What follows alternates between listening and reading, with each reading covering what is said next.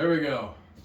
A new Anycubic Photon M3 Max. Let's get to it. Alright, it's the first time I've had one of these showed up with actually has a broken zip tie there. That's what's holding the main unit in place, but hopefully everything's okay. They put this into a metal framed container, which is pretty impressive and a good idea. These units are not light. Small box comes with this.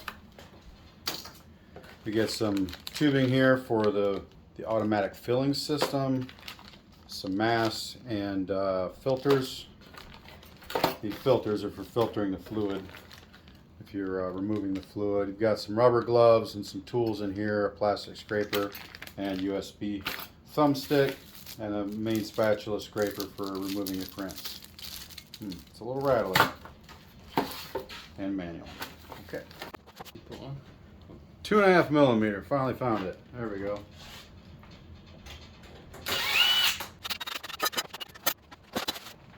Here we have the back cover for the enclosure. Front cover for the enclosure. There is our vat. And this mount right here will hold 1,000 gram bottle on the back of the printer and allow you to automatically feed the resin in. So it has a little sensor and it reads if it gets low in the vat, and then we'll feed in as needed. 24 volt power supply, print surface. The packaging on this is just really superb. They made a completely solid chunk of foam to support the interior of the packaging.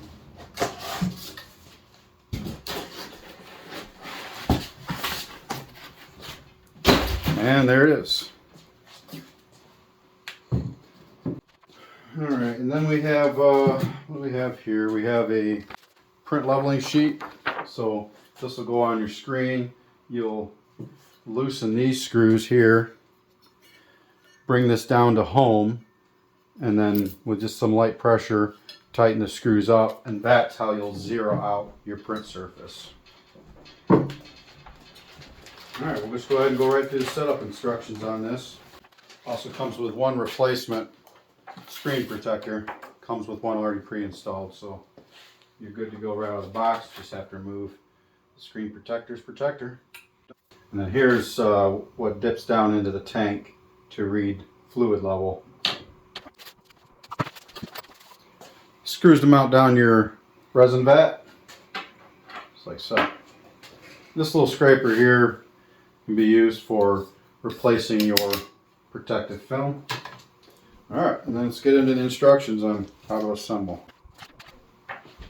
I'm just checking to make sure that this doesn't have a 110-220 switch. Doesn't appear to, and the instructions make no note of it. And I don't recall seeing that on any of my other Anycubic printers. So with that said, I've got the power supply hooked up, plugged in. Now I'm going to switch on the power to the unit.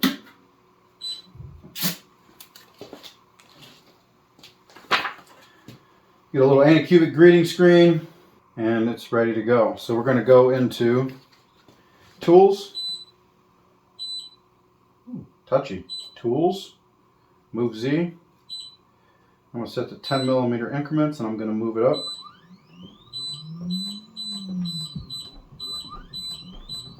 I'll move it up 100 millimeters, or about 4 inches. I'm going to remove the protective film from my print bed.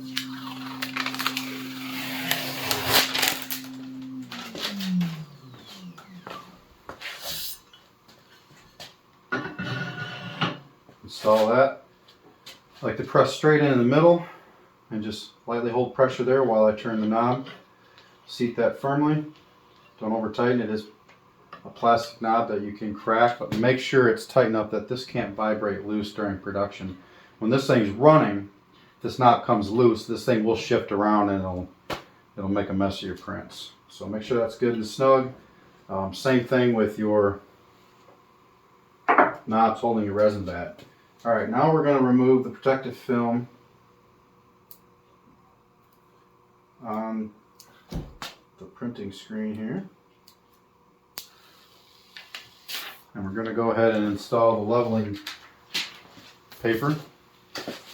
Make sure this is absolutely clean. What I like to do is hold it up against the light and look across it. Make sure there's no debris on it anywhere. Same thing with your print surfaces. Make sure there's no debris. What you want to do is look at it and reflection against the light and look along the entire length of it.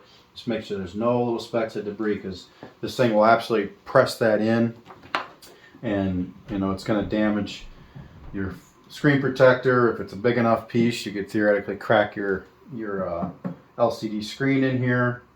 And when you're printing, if you allow any pieces of debris to fall in here, they will leave indentations or even puncture this FEP film that you're printing on. If you puncture this, resin will get through, get onto your screen. You'll have printing problems at first, and then eventually you'll have a cured buildup of resin on your print screen. Then you're just gonna have a mess you're gonna have to clean up. You really want to avoid that. You will have to replace these FEP films when they wear out. They'll lose after a while. They'll lose the texture on the surface. There is a texture on the print side of this, smooth on the other.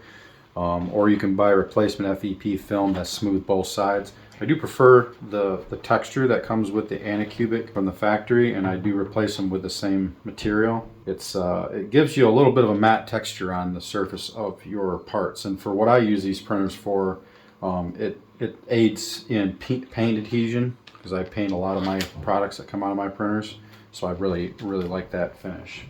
Alright, so anyway, let's go ahead and get this level.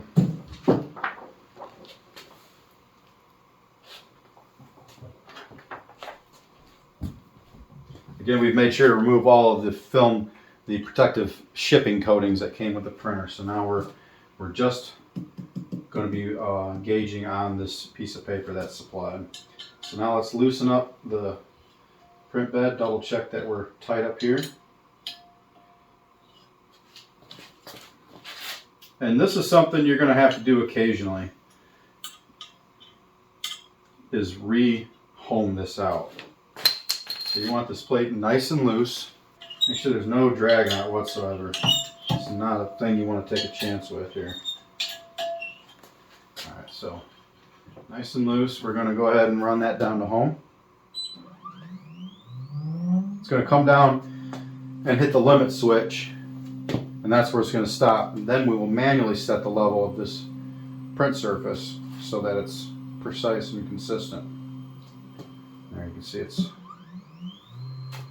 going to run through a little cycle where it's going to lift and lower and find its final home position. It's coming down quickly. It's hitting that switch, and as you hit that switch quickly, there's a little delay there, and so what it does is after it hits the switch, then it runs a little up and then a really slow down cycle, so that's very precisely clicking off that switch, so you're precisely landing in the right location. So that's why that cycle exists there. And now I'm just going to snug up, and I'm going to do cross corner snugging with, I'm putting some light pressure down on the middle of the plate. Get all four, work corner to corner, snug them up. And I continue holding down on the plate, and I finish tightening up all the screws all the way.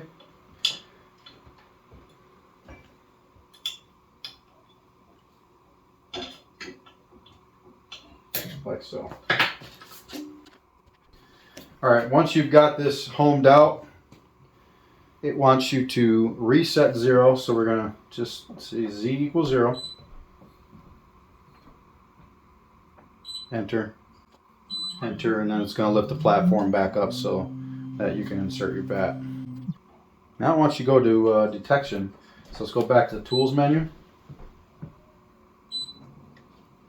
Under detection, set the test time and click next. It's currently set to a 3-second cycle, and that is what I run on all my Anycubic printers, or all my resin printers. Let's remove the paper. We need to observe the action of the print screen. it wants to do a pattern like this as a test pattern. So it's going to occlude the center. You can see a rectangle that's still occluded. The rest of the screen is going to turn transparent to allow the UV array to go through. And there's our exposure. And that looks good. Looked exactly like what you expected.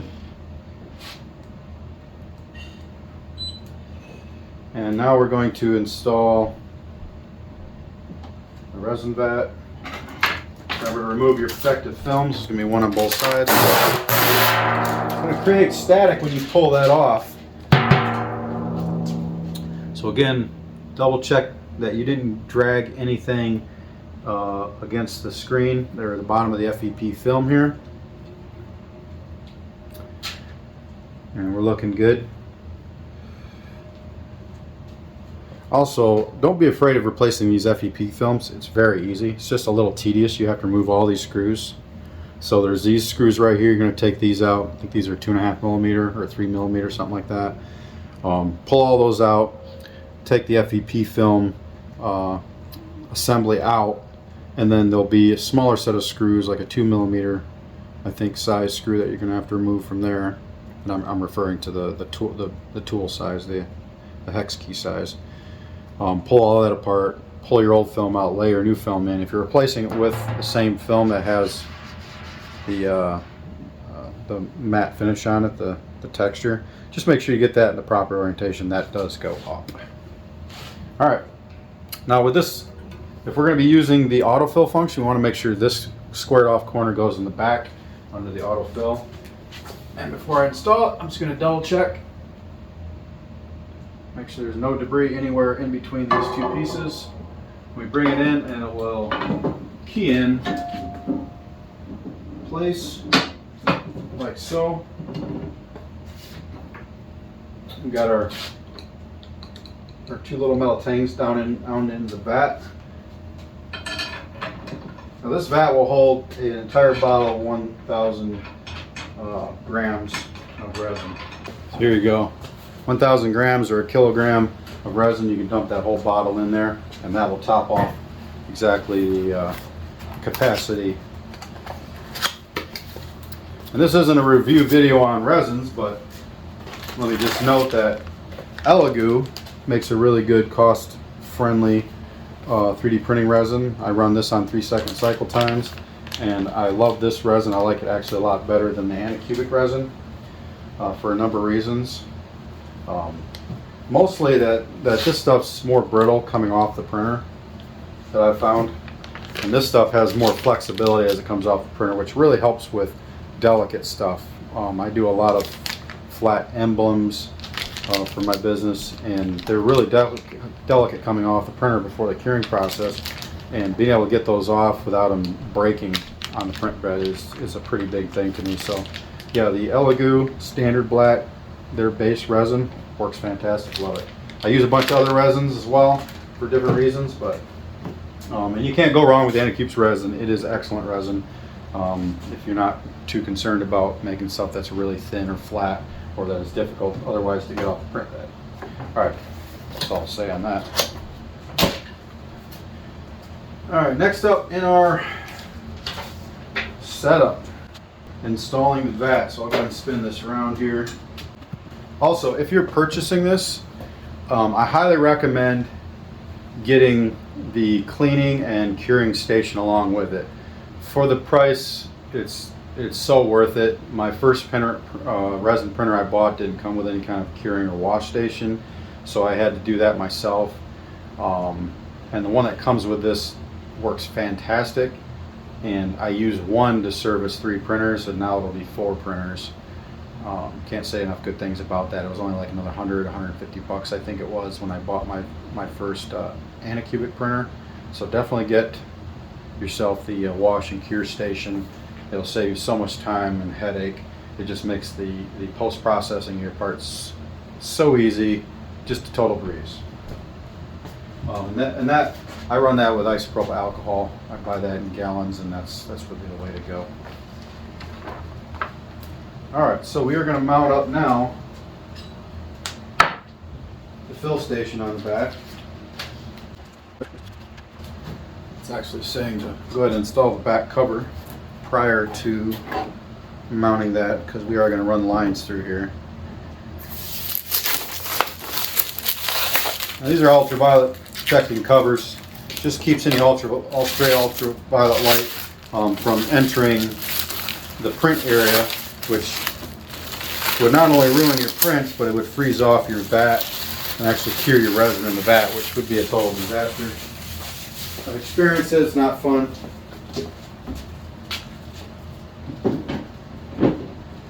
If you're running this in your house, just make sure you don't have it near any open windows where the sunlight can flood in, because even just a little bit of time of opening this and having UV light flood into this chamber while you're getting there to clean your prints out or take them off, whatever you're doing in there, is enough to cure resin. It can cure very quickly, so just be aware of that. I run all my printers in a windowless room downstairs. I don't have that issue at all. Now, I actually don't run this autofill station on my printers, but I'm going to go ahead and hook it up for the demonstration purposes of this video. I'll probably go ahead and keep it running for a little while. My very first Anycubic M3 Photon Max, this didn't work. I figured out why. It was, I believe it was either wired backwards or plumbed backwards. I can't remember exactly, but wasn't a big deal because I don't use it anyway. It doesn't really have, one of these isn't really helping me much because I run these in a production cycle all day long. I'm just constantly filling them because I have to attend to them anyway. If you're running a long print overnight, you don't want to take the chance, use this. It's a great option.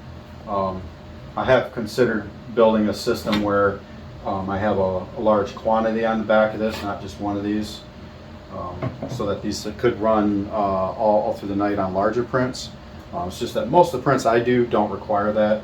They're 20 to 30 minute cycle times, so I pretty much just don't run these at night. Wish there was a bot that could come in here and cycle these prints out for me. So yeah, I don't really run during the night production anyway. Alright, so we have our canister mount. You can see it's pretty simple. The canister just drops in there like so. We'll actually go ahead and run. We'll go ahead and run a can through the system, and we'll just verify that this system is working. You notice you've got a black tube here and a clear tube. The black tube is to make sure that there's no UV light allowed to get inside the tube, because if that were to happen, if you put this one on your fill tube and your resin was coming out of your bottle going in here and UV light it, well, guess what? You'd end up with a solidified bit of resin inside that. So make sure this is your fill tube. This is just the pressure line that operates the system. So here it says the air pipe goes to I. Hooking that up now. You can see in the instructions here. That's where your air tube goes. And then up front here is where your fill tube goes. Because it's just, this is putting pressure into the bottle, push the fluid out, and then just dumps out this little nozzle right into your resin tank. Pretty simple. Feed those through this opening in the back access of the cover.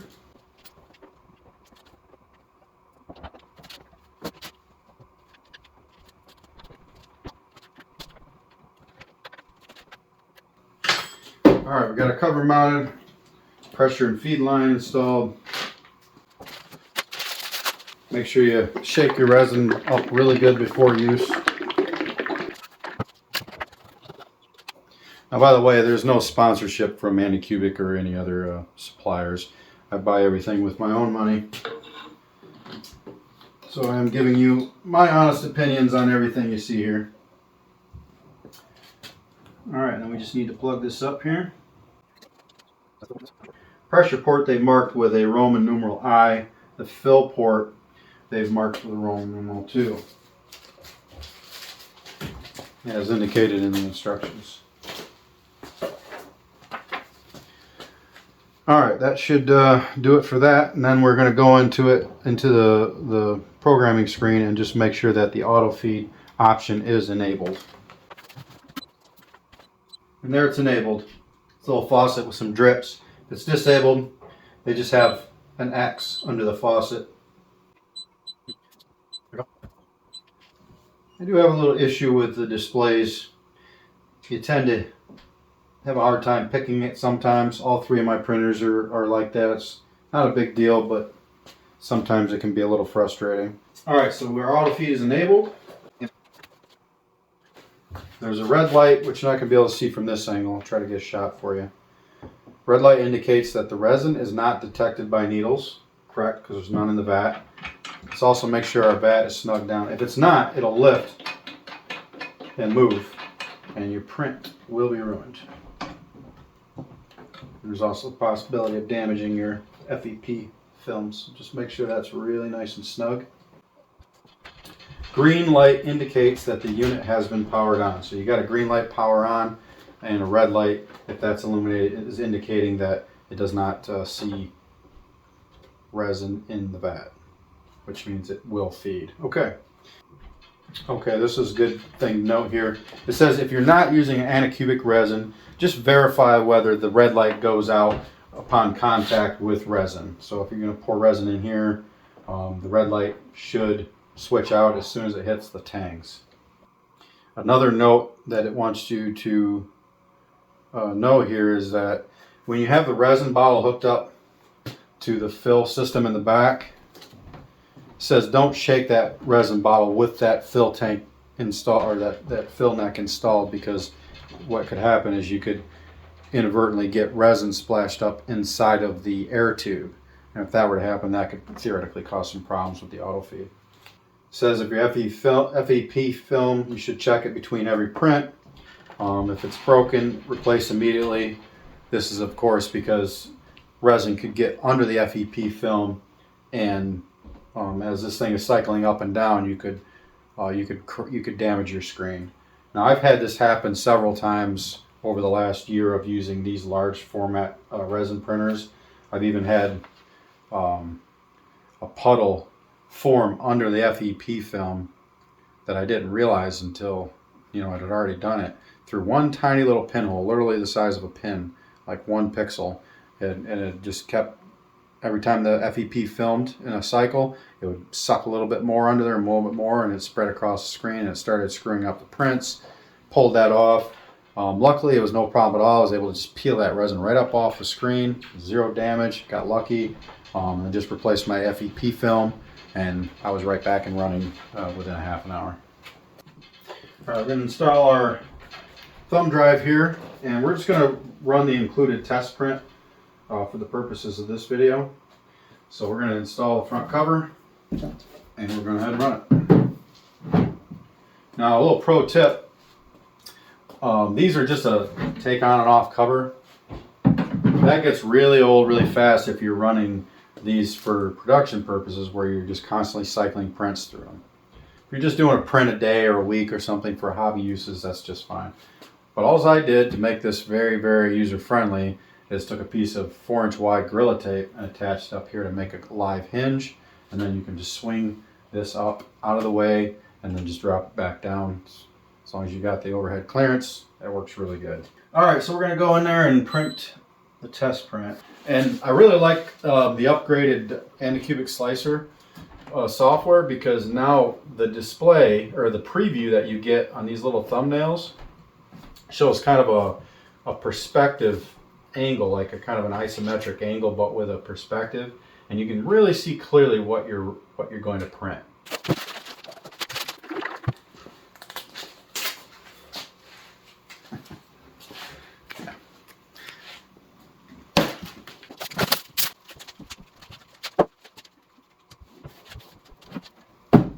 Voila!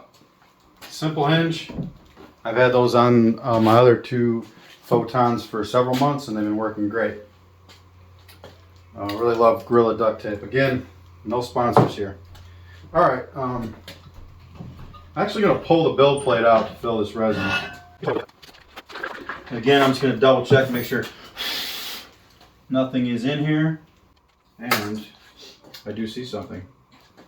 It looks like a speck of dust floated in between the print surfaces here, or the FEP film and the screen. Gotcha. Again, I just hold it up to the light and I run it across and look at the sheen across it from a light source, and just make sure I don't see anything. The smallest speck can disrupt that printing surface and cause you all kinds of trouble.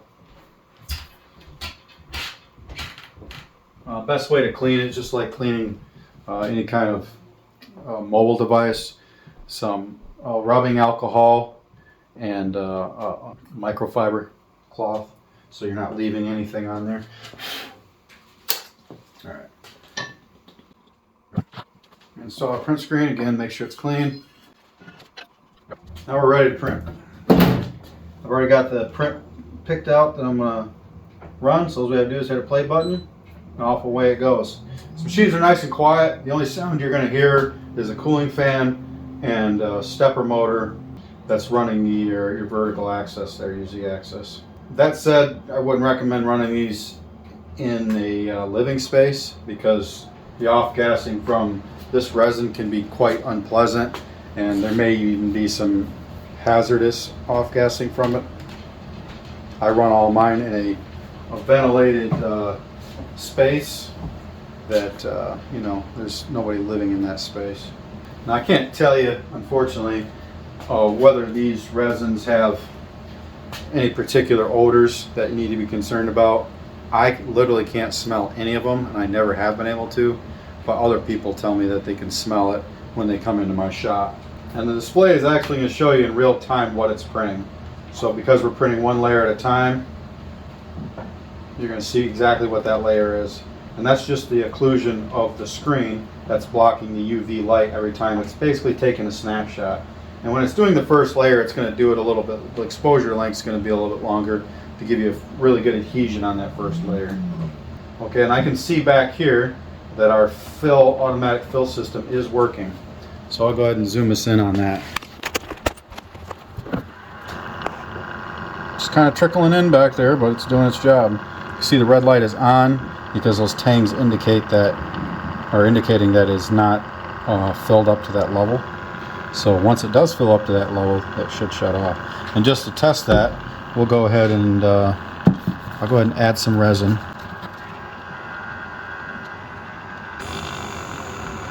There we go. As soon as I hit it, shut right off. It's doing its job. Now, because I don't use these, I can't give you a reliability report. What I'll do is I'll keep this hooked up, and I'll try to keep the tank in the back relatively filled. And there has been a couple times where I've kind of dropped the ball and actually ran out of resin in my tanks and messed up a set of prints. So there's definitely merit to having this. It's just an extra complication that I generally don't want to deal with. Plus it's behind the machine, which is not accessible. If I were to run them, I would definitely relocate the tank in the back to the side. Keep it, you know, I'm going to have these lined up in a row. And okay, I'll close the cover and we'll let her rip and see how the first print comes out on this new Anycubic Photon M3 Max. Here is my wash and cure station. Now I don't use the curing part of it. It has a UV light array behind it. So this UV light array will emit, as you see, from all these UV LEDs. And then it has a turntable on the bottom where you can place a turntable that comes with it. Put your print on there. It has its own UV enclosure as well. And then it'll just sit there and rotate and cure your whole model for you. I don't use that. I have a whole curing system that I built for my stuff separate from all this because, like I said, I'm running production. But then it comes with this bin here. It has a basket in it. And then this is where all of my pieces are getting cleaned.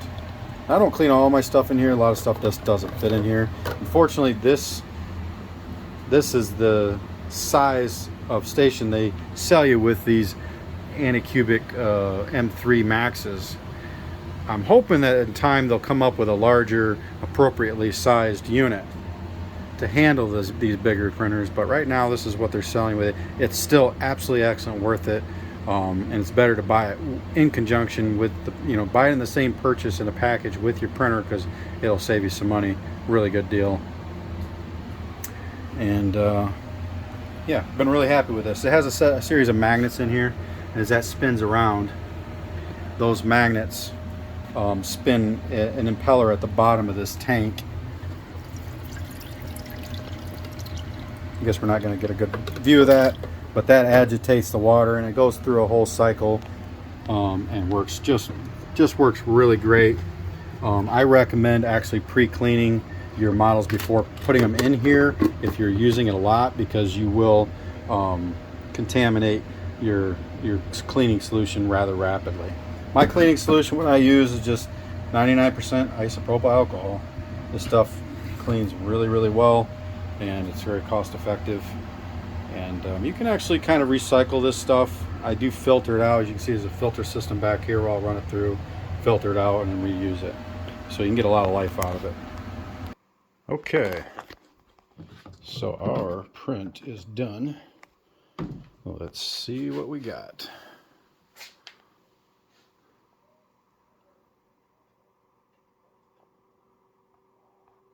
This took nearly 2 hours to run.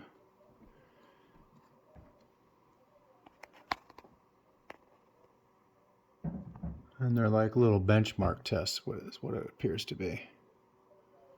Okay, so let's pull this out. And I'm going to go ahead and drop these in my cleaner. We'll see how they come out.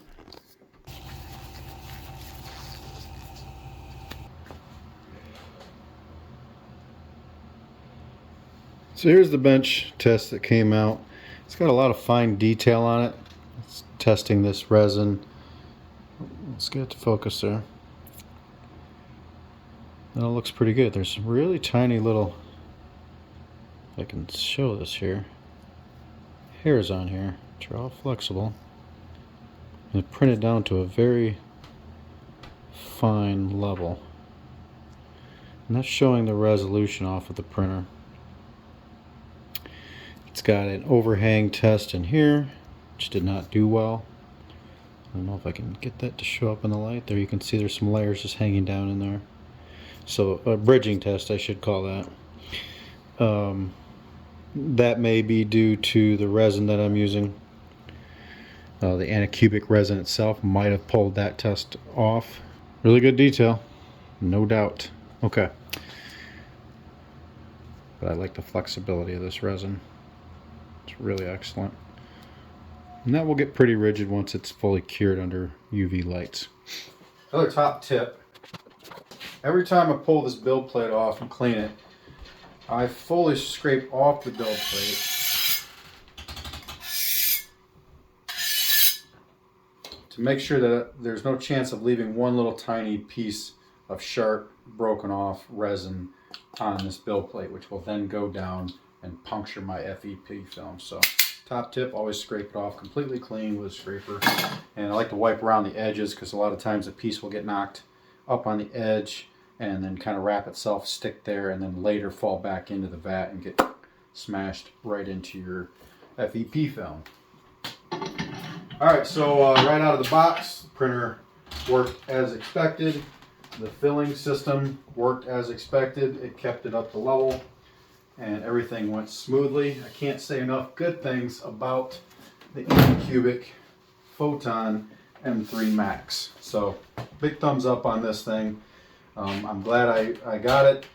This is, like I say, my third one of these machines, so I'm going to be adding it into the stable here shortly so that it can be part of my production farm. For a longer term review on the fill system, I will actually keep this fill system up and running and topped off, and I'll just relocate it over to the side where I can just add a tap to the bottle, or a fill port to the bottle where I can just add fluid constantly to it. I'm not going to be unscrewing bottles and hooking up constantly like that. Troubleshooting, and just to kind of give you more feedback on the long-term use of these. I've been using these for close to a year now, or well, I guess it's been a year now. If you ever have any trouble with this failing to print and you're running just a standard 3-second cycle time on it, which is what I run all of mine, and you're running reputable resins, I have found some resins that I've had trouble with, but all the name brand resins that's supplied by Elegoo, which is what this one is. These are the ones I use primarily. or Anycubic, you're not going to have any trouble with, I would say. But yeah, if you have any problems with prints coming apart, not fully printing, separating from your print surface, what you're going to want to do is clean out your reservoir here. I take a solo cup, set the solo cup, put one of the filters in it, pour that in. Always make sure you filter it just to make sure there's any little bit of debris that could go back into your system, because then you can take that solo cup and just pour it back in once you've got it cleaned. But the first thing you want to do is just check, make sure this is tight, make sure these are tight, and make sure these bolts here, this thing hasn't moved. If everything looks good, go ahead and empty your resin out. Take this out, clean everything, loosen your screws, put your leave your resin tank out, put your print surface back in, tighten it down, loosen these screws, put the leveling paper back in, rehome the whole system, zero it out, get everything really clean, put it all in, verify there isn't any dust or any kind of debris in there, reassemble the whole thing.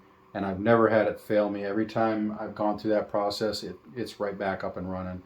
If you pull your FEP film out and you see wear on it, any degradation of the surface, any pinholes, dents from where a piece of debris got in there and got smashed into it, that's going to cause you problems. That might be part of the problem as well. Replace the FEP film. Don't be afraid of replacing it. It's not expensive and it's not difficult. It's just a little tedious, a lot of little screws. And perhaps I'll put a video up on that if it's requested. So there we go. I'm going to get this thing into production. Thanks for watching. Like, share, subscribe, and all that stuff. And we'll see you next time.